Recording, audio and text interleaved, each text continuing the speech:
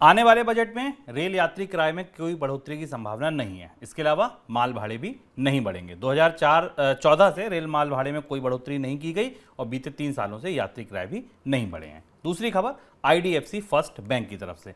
इस बैंक ने saving account पर 0 फीस बैंकिंग देने की घोषणा की है, यानी कि मिनिमम बैलेंस नहीं होगा तब भी आपको कोई पैसा नहीं देना होगा।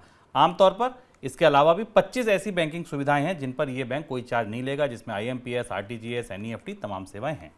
तीसरी खबर मून लाइटिंग से। नौकरी में रहते हुए ऑफिस के बाद अगर आप फ्रीलांस काम करते हैं यानी मून लाइटिंग करते हैं तो कर्मचारियों को सरकार की तरफ से अपना स्पष्ट रुख दिखाया गया है। सोमवार को सरकार की तरफ से संसद में कहा गया कि मून लाइटिंग के दौरान कर्मचारी ऐसा कोई काम ना करें जिससे उनकी कंपनी के हित प्रभावित हों, इसका उनको ध्यान रखना चाहिए। एक और खबर ट्विटर से। ट्विटर यूजर ने कंपनी के CEO एलन मस्क से CEO का पद छोड़ने के लिए कहा है। मस्क ने ट्विटर पर एक पोल किया। पोल में यूजर से पूछा क्या उन्हें CEO का पद छोड़ देना चाहिए या इस पर बने रहने चाहिए। मस्क ने यह भी कहा था कि पोल के जो भी नतीजे होंगे मैं उन्हें मानूंगा। पोल में लगभग 58% लोगों ने कहा कि आपको CEO का पद छोड़ देना चाहिए। सर, इन झटपट खबरों पर आपकी कोई त्वरित झटपट टिप्पणी? दो खबरें इसमें महत्वपूर्ण है। पहली चीज, IDFC बैंक भारत के बैंकिंग बाजार में एक नए तरीके का प्रयोग शुरू कर रही है और यहाँ से बड़े बैंकों के लिए चुनौती है। करीब 25 कॉमनली यूज्ड सर्विस जिनका इस्तेमाल लोग करते हैं, IDFC बैंक ने उन पर लगने वाले अलग अलग चार्ज विड्रॉ कर लिए हैं, हटा लिए हैं, उन्हें एक तरीके से मुफ्त कर दिया और बड़े बड़े विज्ञापनों के साथ IDFC बैंक ये बता रहा है कि हम 0 फीस बैंकिंग की तरफ जा रहे हैं।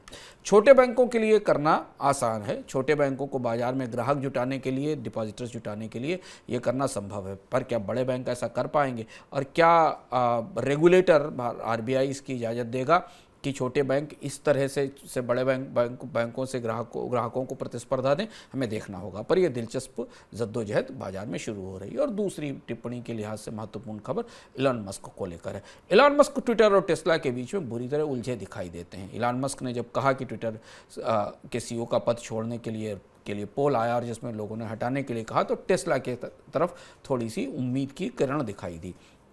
उनके दोनों प्रोजेक्ट उनके फैसलों से फंसे हुए हैं। हालांकि एलन मस्क अपने वोटर्स की बात मानेंगे और पद छोड़ेंगे ये पता नहीं है, पर ट्विटर दुनिया के बाज़ारों में ट्विटर और टेस्ला आने वाले समय में काफ़ी करीब से देखे जाने वाली कंपनियां होंगी, क्योंकि यहाँ काफ़ी बड़ी उठापटक भीतर से चल रही है।